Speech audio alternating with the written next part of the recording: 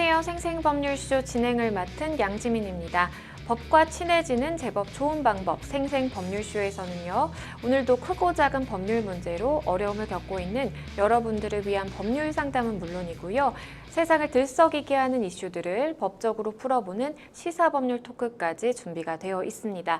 법률과 관련해 궁금한 내용이 있으신 분들은 상담 전화 02557-8295번으로 연락을 주시거나 법률방송 홈페이지에 접속하신 후 법률상담에 문의 남겨주시면 됩니다. 그리고 아래 나가는 메일로도 상담 문의 받고 있습니다. 각 분야의 전문 변호사가 무료로 성심성의껏 상담을 해드리니까요. 많은 참여 부탁드립니다. 그리고 지금 이 방송은 유튜브를 통해서도 실시간으로 함께 방송이 되고 있습니다. 많은 시청 부탁드리겠고요. 유튜브를 통한 소통의 창구도 열어두겠습니다. 그럼 오늘 도움을 주실 변호사님 소개해드리겠습니다. 법률사무소 오페스의 송혜미 변호사님 자리하셨습니다. 안녕하세요. 안녕하세요. 법률사무소 오페스의 송혜미 변호사입니다. 네, 오늘 송혜미 변호사님과 함께 시작해 보도록 하겠습니다. 그럼 생생법률쇼 오늘 접수된 상담 내용부터 함께 만나보시죠. 세입자가 집수리를 해줘야 하나요? 참을 수 없는 옆 카페 소음, 잘못된 호적 나이 변경하려면 어머니의 유산 되돌려 받고 싶어요. 이렇게 오늘 4가지 상담 접수가 되어 있습니다. 잠시 후 송혜미 변호사님과 함께 짚어보도록 하겠고요. 시청자 여러분들도 어떤 해결책이 제시되는지 함께 해주시면 되겠습니다. 여러분은 지금 생생법률쇼와 함께하고 계십니다. 쉽사리 해결되지 않는 법률 문제를 끌어안고 있다면 지금 생생법률쇼와 함께하시죠. 법률 고민이 해결되는 가장 쉬운 방법을 소개해 드릴게요. 첫째, 02557-8295번으로 전화를 한다. 둘째, 법률방송 홈페이지에 접속해서 법률상담 게시판에 문의를 남긴다. 셋째, 지금 화면에 나오고 있는 이메일 주소로 사연과 연락처를 보낸다. 생생법률쇼가 자랑하는 각 분야의 전문 변호사가 여러분의 더부룩한 속을 뻥 뚫어드립니다. 속 시원한 스파클링 법률 상담 프로그램 생생법률쇼, 지금 바로 전화 주세요. 네, 생생법률쇼에서는요, 매일 법과 관련된 상식 알아보는 시간 준비하고 있습니다. 오늘 수요일에는요, 변호사가 알려주는 실전 소송 팁, 을지로 준비가 되어 있습니다. 을들이 알아야 하는 법, 을지로. 오늘 어떤 내용 가지고 오셨을까요? 네, 소송에 가지 않고 분쟁을 해결할 수 있는 방법이죠. 바로 합의에 대해서 알려드리겠습니다. 네, 그러면 법률에서 이야기하는 합의, 뭔가 좀 다른 의미가 있을까 궁금하기도 한데요. 합의, 어떤 의미를 가지고 있을까요? 이제 보통 합의 이러면 이제 폭행이랑 상해 같은 형사 사건에서 피해자가 가해자를 고소 고발할 수 있습니다. 그래서 이때 이제 고소하고 나서 혹은 고소하기 전에 합의를 많이 떠올리시는데요. 네. 그러나 고소 고발을 취소하는 것도 피해자의 권리 중 하나이기 때문에 그 취소하는 원인 중에 하나가 원만한 합의라고 할 수 있습니다. 맞아요. 그러니까 형사 사건 하다 보면은 뭐 피해자와 합의를 해야 된다 이런 이야기들 많이 들어보셨을 건데요. 그러면 합의의 종류에 대해서도 좀 설명을 해주시죠. 네, 형사 합의와 민사 합의가 있습니다. 그래서 형사 합의는 이제 모든 형사 사건에서 피해자와의 합의 여부가 이제 양형의 참작 사유가 됩니다. 그래서 가장 중요한 부분으로 들어가게 되는데요. 그래서 형사 사건에 연루된 상황에서 피해자가 합의를 한다는 것은 결국에는 이제 가해자가 처벌받는 것을 원하지 않는다라는 의미가 될 수 있기 때문에 그리고 반성한다는 의미도 되기 때문에 유리하게 작용될 수 있습니다. 네. 그런가 하면 민사상의 합의는요, 가해자 피해자 간의 그런 합의라기보다 이제 손해배상이라고 저희가 보통 이야기를 민사에서는 더 많이 하는데요. 네. 치료비 외에 휴업이나 뭐 수업에 대한 손해배상, 그다음에 위자료 또는 장례비가 모두 포함되고 피해자가 이제 가해자나 가해자의 보험사를 상대로 민사소송을 진행하는 중간에 합의를 하는 것도 포함됩니다. 근데 이제 민사상 합의 같은 경우에 이제 100% 내가 계산한 금액을 다 받을 수 있겠지라고 생각하시는 경우들이 있는데 보통은 이제 피해자분이 생각하시는 100%의 금액보다는 과실상계라고 해서 일정 부분 피해자도 이런 부분은 뭐 과실이 있다라고 참작되는 부분이 있어서 보통은 우리가 일부 승소라고 표현을 하죠. 그래서 100%는 잘 나오지 않습니다. 네, 그러면 합의를 진행하고자 한다면 어떻게 좀 진행을 해보는 게 좋을지 그 방법과 과정에 대해서 좀 설명을 해주시죠. 네, 이제 방법이나 과정, 그 다음에 뭐 누가 이걸 먼저 얘기해야 되는지 이런 것들을 굉장히 많이 이제 상담하다 보면 물어보시는데요. 그렇죠. 사실 이러한 합의의 방법에 대해서는 법률에서 따로 정하고 있는 것은 없습니다.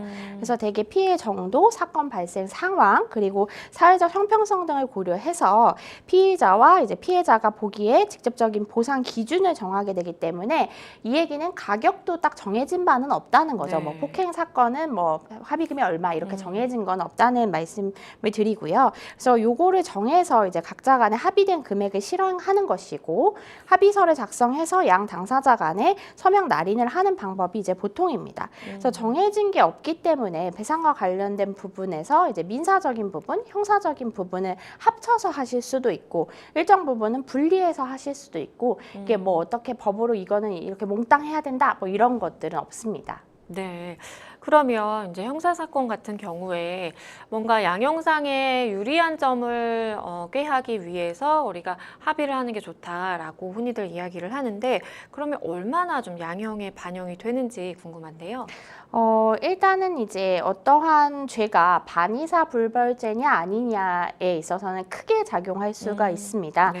그래서 합의를 하게 된 경우는 아까 저희가 말씀드린 것처럼 이제 피해자가 가해자의 처벌을 원하지 않는다라는 의사가 될 수 있기 때문에 단순 폭행죄 같은 경우에 이제 합의서를 작성을 해서 이제 내가 이 사람의 가해자의 처벌을 원하지 않는다라고 하면은 그건 종료됩니다. 더 네. 이상 진행되지 않기 때문에 이 부분은 그냥 끝날 수가 있는 부분이죠. 그렇지만 이제 반의사 불벌죄가 아닌 죄들은 폭행치상이나 상해 사건이나 이런 것들은 피해자의 그런 처벌 불원 요소랑은 상관없이 형사 절차는 진행이 될 수 있습니다.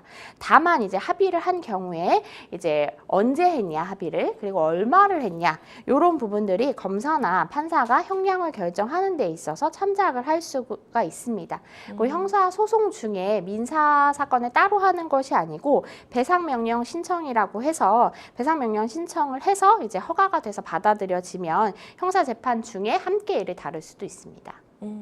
그러면 이번에는 이제 실제 상황을 조금 예를 들어서 더 쉽고 좀 이해하기 편리하게 우리가 이야기를 좀 해볼 텐데요. 먼저 쌍방 피해에 대해서 합의는 어떻게 진행이 될까요?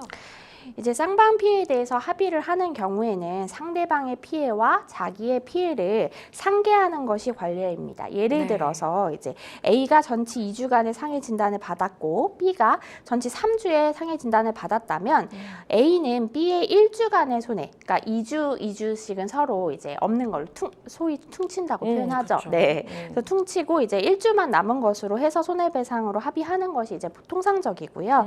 이제 단순 폭행 상해에서 이제 단순 폭행에서 상해에 이르지 않은 정도다라고 하면은 아까 말씀드린 것처럼 합의가 돼서 피해자가 처벌을 원하지 않는다라는 이제 확인서를 써주면 사건이 종결돼서 처벌이 되지 않기 때문에 이런 사건들은 이제 이렇게 저희가 보통은 합의서를 받아달라라고 말씀을 드리고 그렇지 않은 사건, 반의사 불벌죄가 아닌 사건에서는 이제 합의만으로는 아까 말씀드린 것처럼 처벌을 면할 수는 없기 때문에 구체적으로 이제 언제 어떤 방법으로 정확히 누구한테 어떤 금액을 지급했는지 합의서에 저희가 구체적으로 넣어서 재판부에 다시 제출합니다. 네, 쌍방 피해가 발생했을 때 어떻게 우리가 합의를 하는지에 대해서 알아봤고요.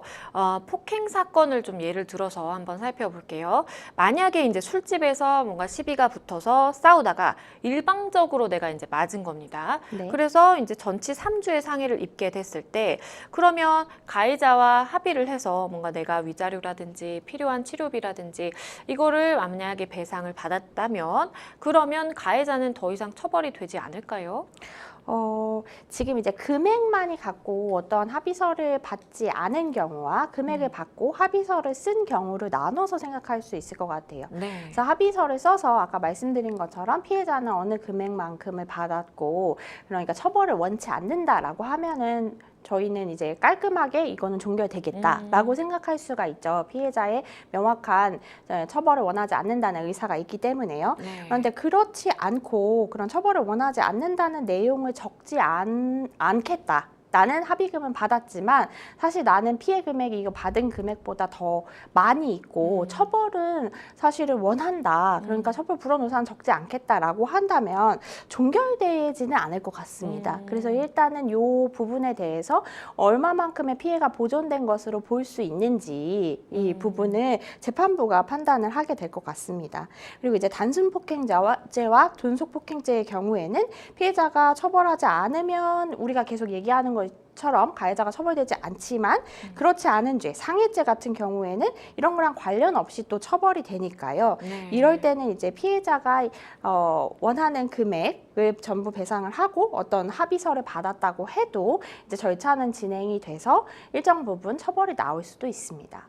네, 그러면 마지막으로 합의를 할 때 반드시 좀 주의해야 되는 사항은 뭐가 있을까요?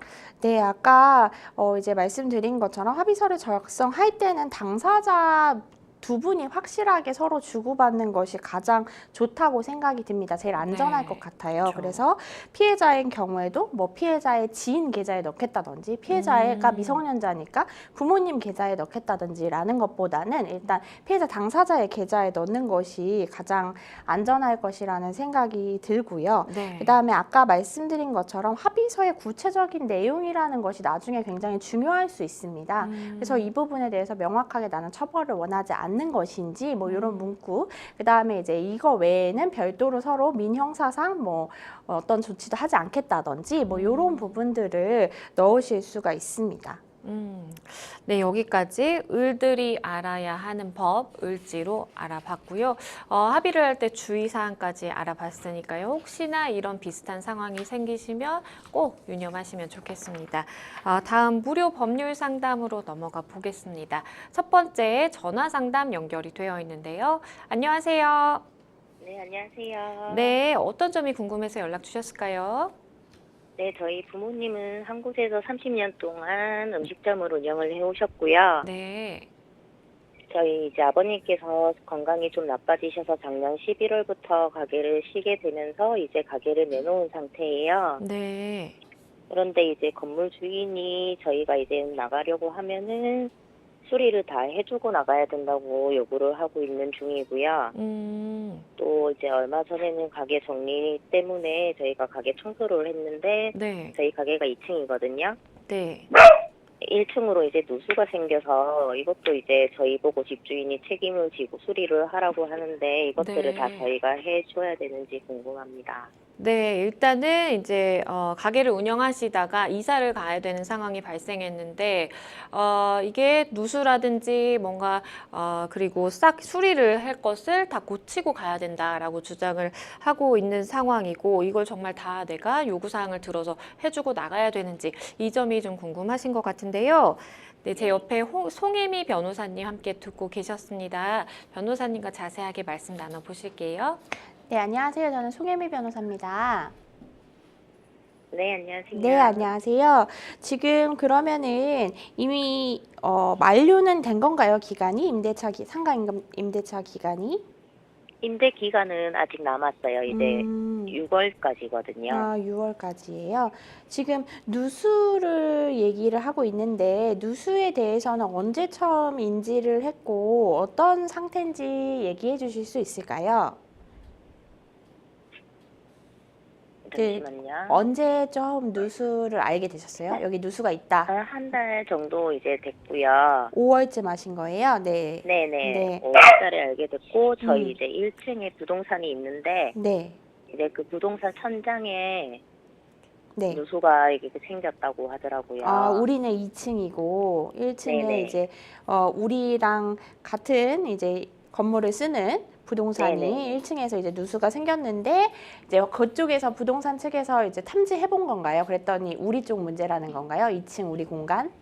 이제 부동산 그 가게 하시는 분께서 네. 집주인한테 말을 했더니 집주인이 저희한테 연락이 오셔가지고 네. 이제 저희 때문이다 하시면서 이거를 저희 보고 수리를 하라 이렇게 말씀을 하시더라고요. 일단 정확한 그런 누수 관련 전문가가 뭔가 감정을 하거나 탐지를 한 것은 아니고 이제 1층 공간이 우리 바로 아래다 보니까 집주인이 우리 문제다라고 이야기를 했다는 것인가요? 네, 맞아요. 그럼 정확하게는 지금 우리 문제인지 아닌지도 아직은 모르는 거네요. 네네. 그, 그리고 네. 그때는 좀 비가 와서 좀 그런 것도 있고, 음. 근데 지금은 이제 마르니까 지금은 또 물은 안 샌다고 하시더라고요. 지금은 그렇지 않고 그때 비 오는 날에 이제 그랬었다는 거죠. 그런 일이 있었다는 네네. 거죠. 네. 그랬는데 그때 뭐 정확하게 뭐 사람이 와서 뭐 그걸 확인한다던가 한 건 아니고, 그냥 집주인이 우리가 바로 위층이니까 우리 문제니까 우리가 나가면서 고쳐놓고 가라. 뭐 이렇게 이야기했다는 말씀이신 거죠? 네. 건물은 오래된 건물인가요? 아니면 신축인가요? 오래됐어요. 오래됐어요. 우리는 네. 거기 어느 정도 있었어요? 저희는 30년 정도 아, 쭉 일을 거기 계셨어요? 네네, 쭉이요. 음, 네. 그러면 계약서를 최근에 뭔가 다시 쓰거나 하시진 않고 30년 전에 쓰신 걸 계속 갱신하신 건가요? 계약서 새로 썼나? 계약서 새로 썼나? 계약서 2년 전에 새로 썼어요. 아, 2년 전에 거기에 뭔가 수선 의무, 그러니까 민법에서 이제 임대인이 우리가 이거를 공간을 우리 목적에 맞게 잘 사용할 수 있게 이제 유지해야 된다라는 유지 수선 의무라는 것이 있는데, 그거에 대해서 뭐 특약으로 자기는 면제된다, 아니면은 뭐 그런 게 생겼을 경우에 우리가 고친다, 뭐 이런 것들을 적으신 적이 있나요?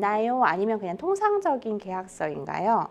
통상적인 계약서요. 그럼 딱히 유지 수선 의무에 대해서 특약으로 임대인을 면제해준다, 뭐 이런 거, 임차인 부담으로 돌린다, 뭐 이런 조항을 쓰지는 않으셨다는 거네요. 네, 없었어요. 아, 네. 이게 만약에 특약으로 쓰는 건 가능해서 간혹 쓰는 경우도 있어서 제가 여쭤봤어요. 네. 네. 일단은 이제 민법상으로는 제가 쭉 들어보니까 일단 첫 번째로는 누수가 정확히 우리 때문에 발생했는지도 정확하지 않은 것 같아요, 지금. 맞아요. 네. 그래서 첫 네. 번째로는 그것도 그렇고, 그다음에 설사 우리 때문에 발생했다고 하더라도 지금 민법상으로는 아까 제가 말씀드린 것처럼 임대인은 우리가 그 중국집으로 운영할 수 있도록, 사용할 수 있도록 그 필요한 상태를 유지해줘야 될 의무를 가지고 있어요. 그걸 이제 수선 의무라고, 유지 수선 의무라고 이야기를 하는데, 그런 의무를 지우고 있고, 임차인한테는 이제 만약에 이런 큰 부분이, 예를 들어 뭐 보일러나 지금 우리처럼 누수나 아니면 뭐 벽에 금이 크게 갔다든지 뭐 이런 대공사를 해야 되는 부분에 있어서 이제 이런 일이 있을 때는 지체 없이 임대인이 고칠 수 있도록 통지를 해줘야 되는 의무를 가지고 있어요. 네. 근데 일단은 지금 상황상은 우리한테서 인지가 된 게 아니고 1층에서 인지해서 바로 집주인분이 아셨던 것 같으니까요. 네. 네네. 네, 그래서 이 부분에 대해서는 임대인분이 이 부분을 일단은 확인을 해야 되겠고, 어디에서 누수 원인이 있는 것인지, 예. 그러고 나서 이 부분을 이제 고쳐줘야 될 의무가 있으신 거죠. 근데 사실 유지수선 의무라는 것 중에서 뭐 형광등, 변기, 뭐 문고리, 뭐 요런 사소한 것들 있잖아요. 임차인이 큰 비용을 들이지 않아도 단기간에 고칠 수 있는 것들 있잖아요. 요런 것들은 이제 우리가 뭔가 고칠 수 있다. 이 용도를 아예 뭔가 닫고서는 대공사를 해야 되는 게 아니니까 이런 것들은 우리가 수리할 수 있다라고 법원이 보고 있지만, 대규모로 공사를 해야 되는 아까 말씀드린 뭐 누수라든지 아니면 전기 문제, 보일러 고장, 뭐 벽에 뭐 큰 금이 가서 이게 조금 위험하다든지 이런 것들은 대부분 임대인의 비용으로 해야 되는 거거든요. 임대인 소유기 때문에 우리가 점유하고 있지만. 네. 그래서 네네. 네, 일단은 이 부분부터 1차적으로는 제가 생각했을 때는 누수 원인부터 파악이 돼야 될 것 같아요. 네. 네, 그래서 그 부분부터 임대인분한테 얘기를 하셔야 될 것 같고, 지금 걱정되시는 부분은 보증금이 있으시죠? 네. 나갈 때 보증금을 받으셔야 되는 부분인 거죠. 그렇죠. 네, 근데 이제 그거를 본인이 이거 누수 공사해야 되니까 이만큼 제약을 드릴게요, 요렇게 할까봐 그게 가장 걱정이신 거잖아요. 네네. 그래서 제 생각에는 지금 내용 증명을 한번 보내보시는 게 어떨까 싶어요. 요런 내용 1층에서 누수가 났다고, 언제 누수가 났다고, 언제 저희한테 연락을 주셨었는데 요거에 대한 정확한 원인은 아직 밝혀지지 않았다. 그리고 저희가 뭐 이 부분에 대해서 누수에 대해서 이게 오래된 건물이고 하니까 임대인이 이런 걸 고쳐줘야 된다. 그러니까 우리 만료 일자에는 정확히 우리 보증금 얼마를 다 반환해야 된다. 라고 미리 내용 증명을 보내서 고지를 좀 해두시는 게 좋을 것 같아요. 안 그러면 그쪽에서 분명히 이거 공사해야 되는데 너네 공사 안 했으니까 이거 견적이 얼마더라? 그러니까 이만큼 제하고 줄게 라고 할 것 같거든요. 네네. 네네네. 그래서 뭐 우리가 지금 뭐 사실은 요거를 계속해서 수선 의무를 기간이 만약에 남아있다. 임대차 기간이 한 달이 아니고 계속 남아있다. 그랬는데 임대인이 우리 이쪽의 누수가 심각한데 고쳐주지 않고 있으면 우리는 심지어는 이거를 지급을 차임 지급을 일부나 전부 거절할 수도 있고 계약을 해지할 수도 있는 게 생기거든요. 근데 지금 우리는 이달에 이제 다음 달 6월에 나갈 거니까 네. 근데 보증금을 돌려받아야 되니까 일단 그쪽에서 그렇게 할 거를 예상을 하고 예, 그 부분에 미리 내용 증명으로 우리가 좀 고지를 해놓는 게 좋을 것 같습니다. 그럼 저희가 이제 그때 냉장고 스위치를 빼놓고 있어가지고 냉장고 그쪽에서는 스위치요. 이제 네, 냉장고에서 물이 흘러가지고 1층으로 샜다라고 말씀을 하시더라고요. 와서 보고 가시긴 하신 거예요? 네네. 근데 그때 우리도 수긍을 했나요? 우리 냉장고 때문이라고? 냉장고에 그런 거 맞지만은 저희는 일단은 그거는 수리를 일단은 저희는 할 수 없다는 입장이고요. 근데 냉장고에서 물이 떨어지는 거랑 건물 자체에 누수가 생기는 거랑 제가 지금은 정확하게 어떻게 연결이 되는지 모르겠지만, 네.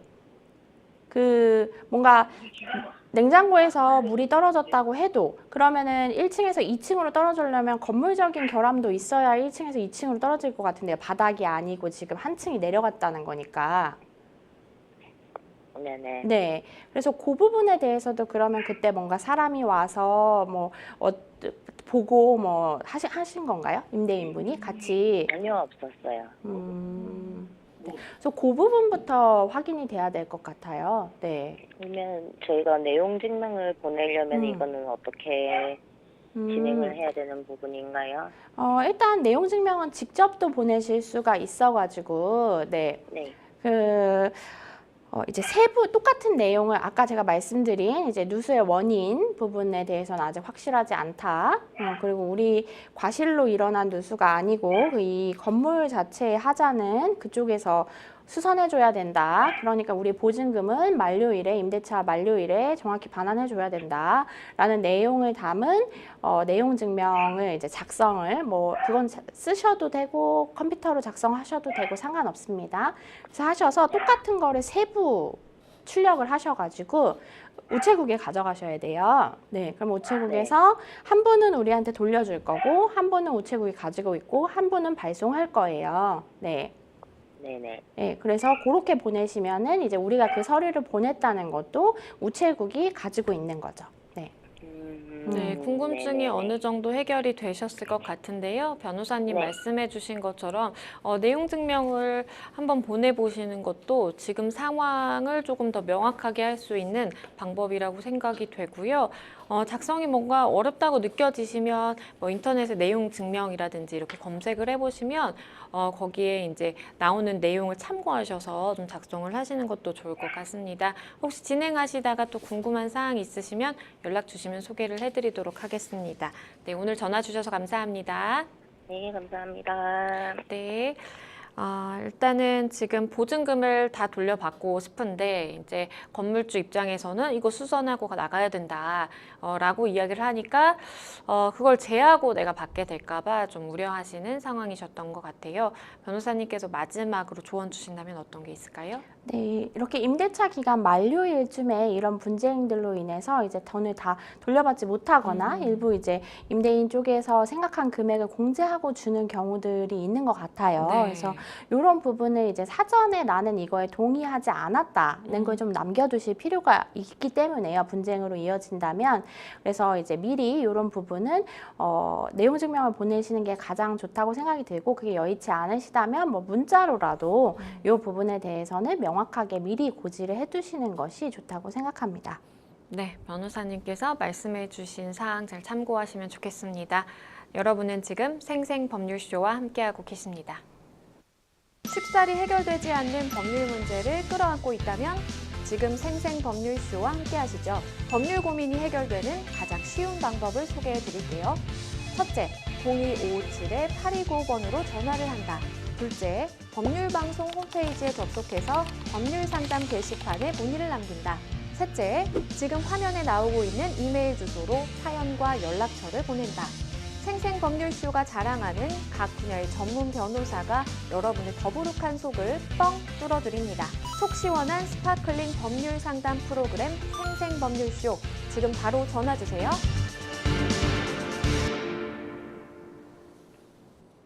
네, 다음 상담으로 바로 가보겠습니다. 다음 법률방송 이메일을 통해 접수된 내용입니다. 함께 보시죠. 저는 수도권에서 사찰을 운영하는 스님입니다. 지금 절이 있는 터에 자리를 잡은 지 20여 년 정도 됐고요. 현재는 적지 않은 신도들이 이곳을 찾아 신행 활동을 하고 있습니다. 그런데 최근에는 큰 고민거리가 생겼습니다. 사찰 바로 옆 공터에 애견 카페가 새로 들어선 건데요. 강아지들이 뛰어도는 마당과 사육시설에서 발생하는 소음이 문제가 된 거죠.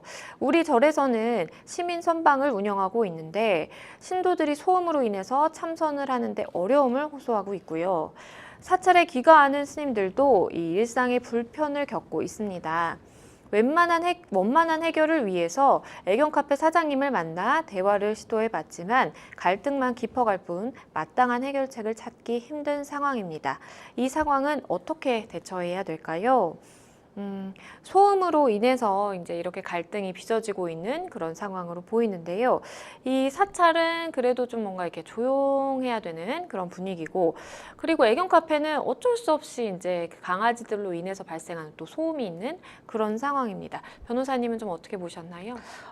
네, 지금 상담 주신 스님께서는 굉장히 고민이 많이 되실 것 같은데 뭔가 저희의 답변이 속 시원하진 않을 것 같아서 네, 조금 안타깝습니다.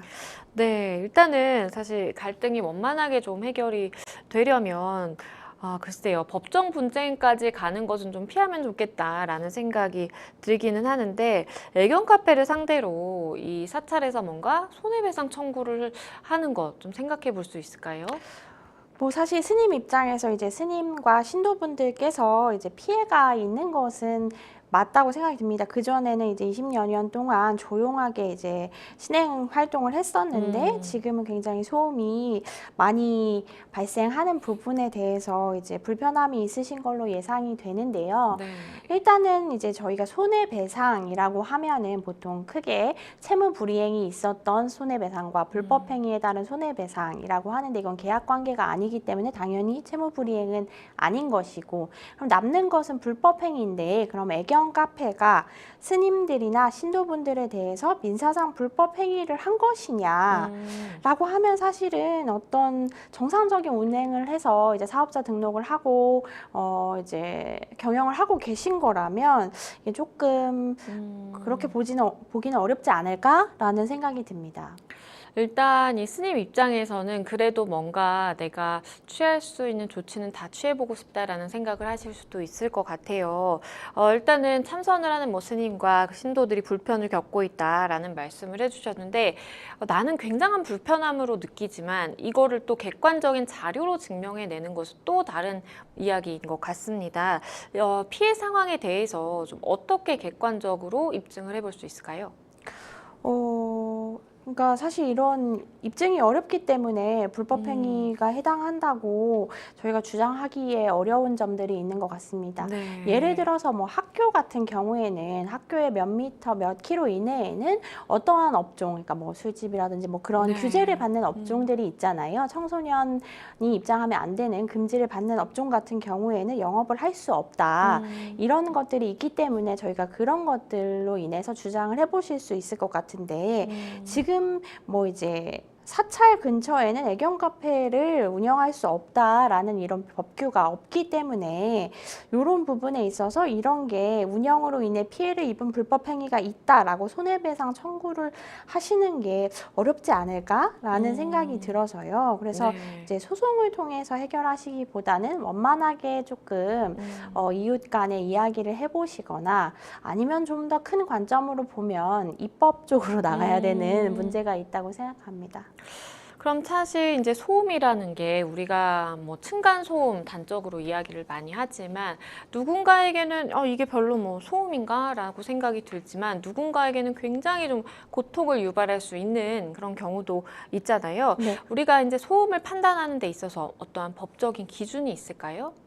네, 이제 법상으로는 소음 부분에 대해서 이제 판례에서 기준을 정해놓고 있습니다. 그래서 뭐 층간 소음이라든지 할 때 공동주택 층간 소음 및 범위와 기준에 관한 규칙 제3조라고 하는 것이 있어서 네. 거기에 별표 안에 구체적인 규정이 되어 있고 그래서 만약 이게 정말로 층간 소음으로 분쟁이 생겨서 법원에 갔다라고 하면은 감정인이 이제 감정을 해서 이 규칙에 맞는 것을 위배한 것인지 그래서 소음 발생으로 볼 수 있는지 판단할 수 있는 식을 두고 있습니다.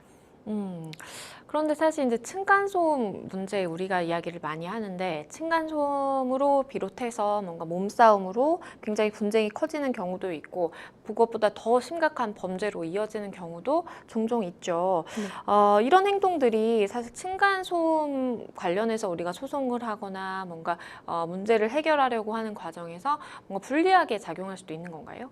네, 실제로 이제 층간소음 때문에 이제 요즘에는 공동주택에서 많이 거주를 하시기 그쵸. 때문에 층간소음 관련해서 뭐 칼을 들고 위층에 찾아갔다 뭐 이런 기사도 보시고 그쵸. 하신 적이 있을 거예요. 그래서 윗집에 직접 찾아가서 이제 몸싸움을 하거나 이런 부분들은 오히려 밑에 집에서 윗집을 이제 폭행했다 내지는 상해했다라는 것으로 형사처벌을 받으실 수도 있습니다. 실제 그러한 사례들이 있고요. 네. 그래서 직접적으로 찾아가서 항의를 하는 것은 오히려 이제 감정적으로나 그다음에 형사적으로나 좋지 않고 오히려 내가 가해자가 될 수 있다, 불리하다라는 것을 염두에 두셨으면 좋겠습니다.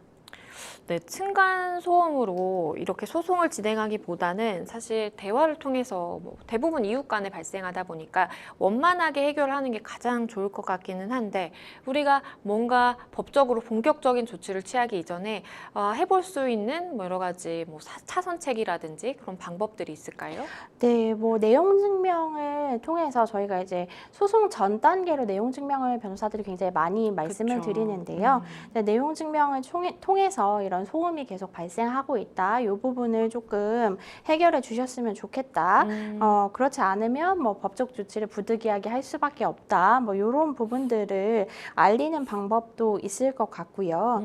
그다음에 이제 소음진도관리법에 따라서 이런 부분을 상담해 주는 센터들도 있으니까요. 네, 법적으로 먼저 하시기 전에 이게 정말로 층간소음에 해당하는 내가 법률로 갔을 때도 이게 층간소음에 해당한다고 보는 기준이 되는지에 대해서도 한번 파악해 보실 수 있을 것 같습니다.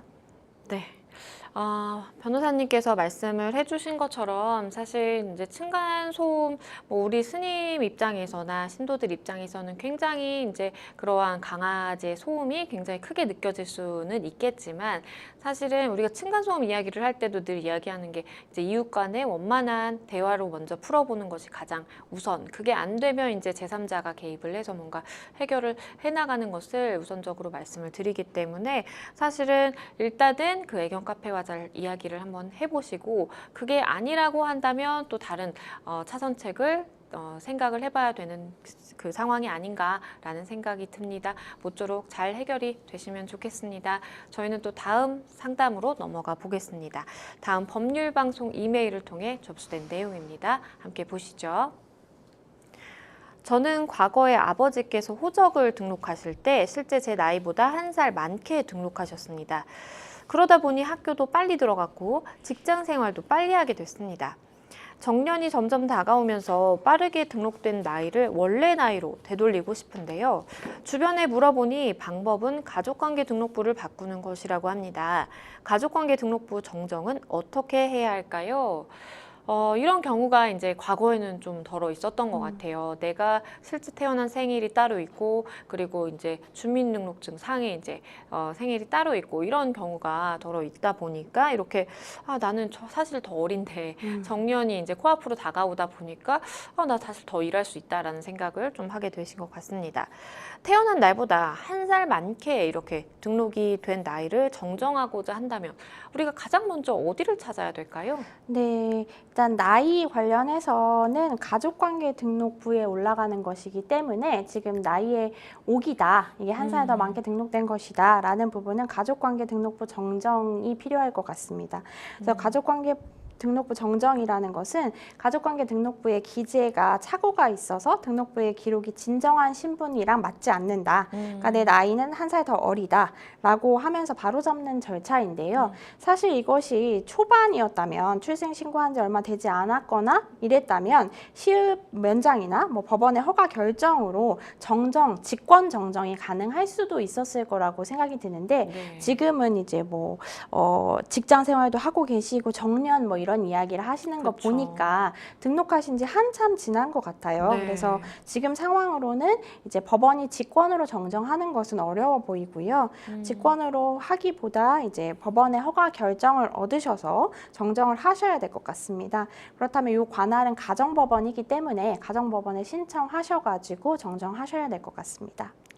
일단 정정에 대해서 구체적인 정보를 좀 물어보셨는데 그렇다면 이제 제출을 해야 되는 자료가 있을 것 같아요. 어떤 자료를 준비해야 될까요? 네, 기본적으로 이제 나이를 정정하고 싶으신 거니까요. 네. 나이에 대한 자료가 필요하다고 생각이 듭니다. 그러니까 내 원래 날짜가 언제고 지금 등록되어 있는 거에 어차피 올라가 있을 테니까요. 그렇죠. 그것이 진정한 날짜가 아닌 오기이다라는 것이 좀 필요할 것으로 보입니다. 그래서 이제 기본적인 서류는 인적 사항에 대한 부분, 그다음에 신청 취지, 신청 원인을 기재한 정정 허가 신청서가 당연히 필요하고요. 네. 그다음에 이제 주민등록 등본 및 초본, 그다음에 가족관계 증명서가 필요한데 이제 가정법원에 제출하는 이런 증명서들은 대부분 다 상세를 요하고 있습니다. 네. 그래서 가족관계 등록부나 기본 증명서는 그냥 뗄 수 있는 게 있고 상세가 두 가지 버전이 있기 때문에 이제 가족관계 증명서랑 기본 증명서를 상세로 띄시고 재적증본 이런 것들을 제출하실 수가 있고요. 네. 이렇게 제출을 하셨다 하더라도 법원에서 추가적으로 보정명령이라는 이름으로 뭘 더 내라, 뭘 더 소명해라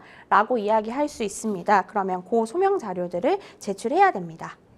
과거에는 이렇게 이제 집에서 출산하는 경우도 많았잖아요. 그래서 뭔가 딱히 기록이라고 할 만한 것이 없는 경우도 있을 것 같아요. 그렇다면 준비해야 될 서류가 좀 다를까요? 만약에 조산해 주시는 산파분이 나오셨다거나 아니면 조산원에서 하셨다거나 네. 뭐 그런 병원이 아니더라도 그런 부분이 있다면 이제 산파 확인서나 뭐 조산원 자료, 그다음에 뭐 내가 집에서 출산은 했지만 당시에 병원을 다녔다라고 하면은 뭐 산모수첩, 뭐 네. 의료보험 내역 그렇죠. 이런 것들을 준비하셔야 될 것 같아요. 그리고 이제 실제 출생에 맞춰서 뭐 사진들이 좀 있으시면 돌사진이나 뭐 백일 사진이나 뭐 그렇죠. 이런 것들이 있으시면 그런 것들을 제출하셔야지 이런 것들에 의해서 좀 법원이 이 사람은 정말 1년 지금 빨리 등록이 돼 있는 거구나, 정정을 해줘야 되겠구나라고 허가해 줄 것 같습니다. 실제로 이제 신청인의 주장에 뭔가 거짓이 없다라는 것을 우리가 보증을 해주는 차원에서 지인들에게 인후 보증서를 이제 받아서 제출을 하기도 하는데 이 부분이 좀 많이 도움이 될까요? 네, 인후 보증서는 저희가 제출하지 않으면 이런 가족관계 등록부 정정 같은 경우에 법원에서 요청을 하는 경우가 대다수인 것 같습니다. 네. 그래서 인후 보증서는 이제 당연히 내는 것이 큰 도움이 되고 그다음에 뭐 지금 친구가 내는 것은 사실은 사회에 나와서 내 직장 동료다 이 사람이 나를 직장 나와서부터 알았다라고 하는 것보다는 그쵸. 이제 내가 예전부터 알고 있던 집안 어르신이거나 집안의 친척이거나 같은 동네에서 내가 출생 시부터 함께 쭉 자라온 가족끼리 아는 사람이다라는 사람들이 이제 인후 보증서를 써주시면 이제 신빙성이 있는 부분이기 때문에 네. 이런 부분들을 제출하는 것이 좋습니다. 그렇다면 이런 필요한 서류들을 다 갖춰서 일단은 정정까지 이루어지는데 시간은 어느 정도 소요가 된다고 봐야 될까요? 사실 이런 사건들은 재판이 열리는 이제 소송이 열리는 송무 사건이라기보다는 저희가 보통 어려운 말로 비송 사건이라고 네. 해서 이제 서류만으로 이제 통과가 될 수 있고 결정서가 나올 수 있는 그런 사건입니다. 네. 그래서 이제 만약에 서류가 깔끔하게 준비가 돼서 이제 법원에서 보정 명령도 안 내려오고 요 정도면 충분하다라고 하면은 뭐 빠르면 한 달 만에도 나오는데 사실은 법원이 요즘 한 달 만에 나온다고 말씀드리기는 저희가 조금 부담이 되고 그래도 한 3달, 반년 안에 나온다고 생각이 들고요. 근데 만약에 이게 통상적으로는 이렇지만 계속해서 법원에서 뭐 인유보증서 다시 내라, 뭐는 다시 보완해라, 그렇죠. 뭐 가족관계 등록부는 다시 상세로 다시 내라, 막 이러다 보면은 이제 더 길어질 수도 있는 거죠. 네. 등록부 정정을 이제 신청을 했는데 법원이 안 된다라고 이제 하는 경우도 있을까요? 네, 그렇죠. 무조건 허가를 해주는 것은 아닙니다. 예, 그래서 이제 요 부분에 대해서는 아까 말씀드렸던 것처럼 신분이 내가 바뀌는 것이고 네. 이제 어떻게 보면 주민등록 번호도 바뀌는 것이고 이제 경제적인 부분도 관련이 있는 것이고 하기 때문에 중요하게 볼 수가 있어서 이게 내가 실제 나이와 등재되어 있는 나이가 다르다라는 소명이 적극적으로 되어야 됩니다. 그래서 그 부분이 명확하지 않다. 내가 봤을 때는 판사님 봤을 때는 요 부분이 별로 맞지 않는 말인 것 같다라고 하면은 안 될 수도 있는 거죠. 마지막으로 그러면 가족관계 등록부 정정을 할 때 반드시 좀 주의해야 되는 사항이 있다면 어떤 게 있을까요? 네, 이런 신분에 대한 부분이나 우리가 이혼 소송 때도 말씀을 드리는데요. 이혼 판결문이나 뭐 결정문 그리고 이런 신분에 대한 뭐 결정문 이런 걸 받으시고 나면은요. 저희가 보통 1개월 이내에 시청에 가셔서 신고를 하셔야 요 신분이 변경이 됩니다. 라고 말씀을 드립니다. 네. 그래서 간혹 이혼 판결문 나왔으니까 나 이혼됐다 라고 생각하시고 구청이나 시청에 가서 등록을 안 하시면 혼인관계가 유지되는 것으로 나오는 경우들이 그쵸. 있거든요. 그래서 이런 사건들도 마찬가지로 내가 어렵게 이렇게 다 준비해가지고 허가 결정이 나왔다라고 하시면 요거를 다시 1개월 이내에 이제 관할 소재지 시청에 방문하셔서 신고하셔야 됩니다. 네, 변호사님께서 말씀해 주신 사항 잘 기억하시면 좋겠습니다. 저희는 또 다음 상담으로 넘어가 보겠습니다. 다음 법률방송 이메일을 통해 접수된 내용입니다. 함께 보시죠. 너무 억울해서 사연을 올립니다. 얼마 전 어머니가 갑작스럽게 돌아가셨는데 생전에 가진 재산을 모두 오빠에게만 증여한 사실을 알게 됐습니다. 어머니는 생전에 이 사업에 실패해 힘든 오빠에게 재산을 모두 주겠다는 말씀을 하셨는데 설마 진짜 이렇게 줄 줄은 몰랐는데요. 오빠와 함께 어머니를 모셨고 같은 자식이라고 생각을 했는데 정말 배신감과 실망감이 듭니다. 오빠에게 증여된 재산 중 제 몫을 받을 수 있는 방법이 있을까요? 글쎄요, 누구라도 참 억울하다라는 생각이 들 것 같아요. 일단은 어머니를 모실 때 오빠와 함께 모셨고, 그런데 이제 알고 보니까 오빠에게 어머니 전 재산이 이제 증여가 됐다는 사실을 뒤늦게 파악을 하신 겁니다. 이 사연 좀 변호사님 어떻게 보셨나요? 정말 뭔가 부모님에 대한 그런 마음과 돌아가신 마음과 이런 배신감이 섞이셔서 그러게요. 굉장히 마음이 힘드실 것 같아요. 네. 맞습니다. 그러니까 사연을 보면 어머니께서는 이제 생전에도 나는 이제 아들에게 다 재산을 주겠다라고 말씀을 해오셨던 것 같아요. 그리고 실제로 이제 그렇게 하신 건데 유언을 통한 재산 상속 같은 경우에 법적으로 어떻게 봐야 될까요? 네, 이제 유언이라는 것은 우리 민법에서 인정을 하고 있는 사후재산 처분의 자유 안에 들어와 있는 제도이기 때문에 사실 망인이 유언을 통해서 상속인 중 일부한테 증여를 하거나 유증을 하는 것은 그 유언 자체에 문제가 없었다면, 민법에서 정하고 있는 유언에 맞춰서 유언을 하셨다면 사실 이 부분은 문제가 없기는 합니다. 그래서 정작 상속을 받아야 할 상속인이 이런 재산 상속이 이루어지지 않는 것을 나중에 아는 경우들이 있긴 있죠. 네. 글쎄요. 이 같은 자식인데도 이렇게 한 사람만 유산을 전혀 받지 못하고 한 사람은 다 받고 이러면 참 억울할 것 같다라는 생각도 드는데, 우리 상담자분이 재산을 좀 되돌려 받을 수 있는, 나의 몫을 받을 수 있는 방법이 있을까요? 네, 이제 이런 부분들 때문에 민법에서는 유류분 제도를 두고 있습니다. 그래서 네. 유류분 제도를 통해서 이제 재산을 상속받지 못한 상속인의 권리를 보호하고 있는 것인데요. 네. 그래서 이 부분은 어떤 특정인한테 뭐 전부 갔다든지 아니면 상속인이 아닌 사람한테 재산이 상속이 되었다면은 그 1순위 상속인, 예를 들어 뭐 배우자나 친자녀 이런 사람들은 이 부분을 다시 찾아올 수 있는 제도인데요. 이게 100% 내가 법정 상속분을 모두 가져올 수 있는 것은 아니고 이제 보장되어 있는 내 그 상속분의 50%를 유류분으로 인정해서 가져올 수 있도록 하고 있습니다. 네, 유류분에 대해서 언급을 해주셨는데 보다 좀 자세하게 설명을 해주신다면요. 이제 민법 1112조에서 유류분에 대해서 두고 있는데요. 네. 유류분 권리자라고 표현을 하고 있습니다. 그래서 상속인이 여기에 해당하게 되는 것이죠.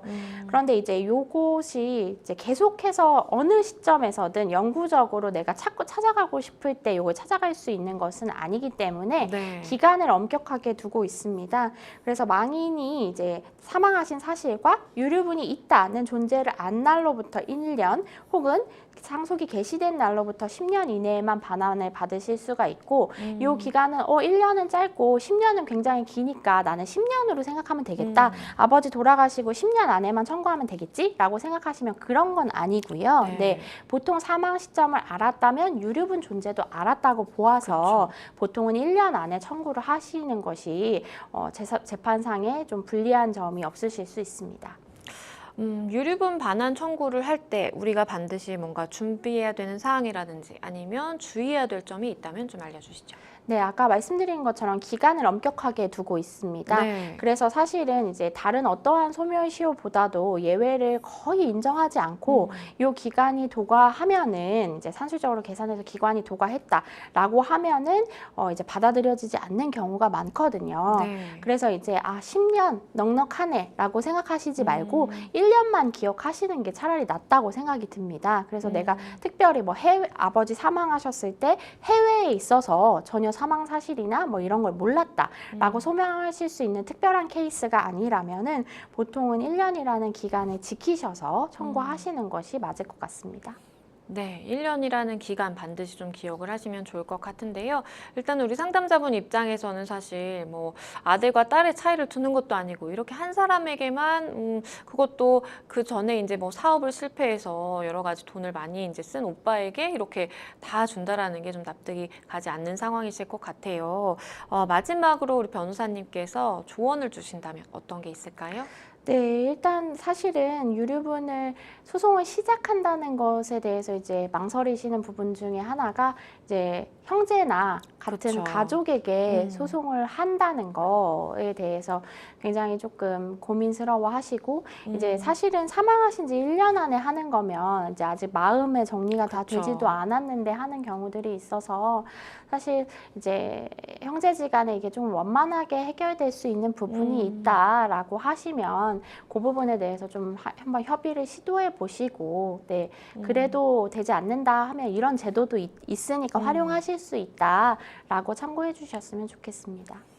네, 우리 상담자분 입장에서도 아무래도 이제 친오빠이고 오빠와 뭔가 분쟁을 만들어 간다라는 것 자체에 대해서 굉장히 이제 불편함을 느끼실 것 같아요. 일단은 이제 어머님께서 사망하시기 전에 증여를 하셨다라는 말씀을 해주셨는데 법적인 관점에서만 말씀을 드리자고 한다면 혹시나 그러한 증여에 뭔가 법적인 하자라든지 뭔가 결함은 없었는지도 한번 확인을 해보시는 것도 굉장히 좋을 것 같고요. 만약에 만약에 그렇게 된다라고 한다면 사실은 이제 그게 무효가 될 수도 있는 상황이어서 우리 상담자분께는 또 굉장히 유리한 또 상황이 될 수가 있겠죠. 그리고 더불어서 이제 변호사님 말씀해 주신 것처럼 그 기간이라는 거 제한이 있기 때문에 반드시 좀 이걸 지켜야 된다라는 생각을 하시고 이제 관련 자료라든지 이런 걸 잘 좀 수집을 하셔서 가장 먼저는 이제 오빠와 좀 이야기를 한번 나눠보시고 그게 여의치 않는다라고 한다면 결국에는 내 유류분을 찾기 위해서 유류부 반환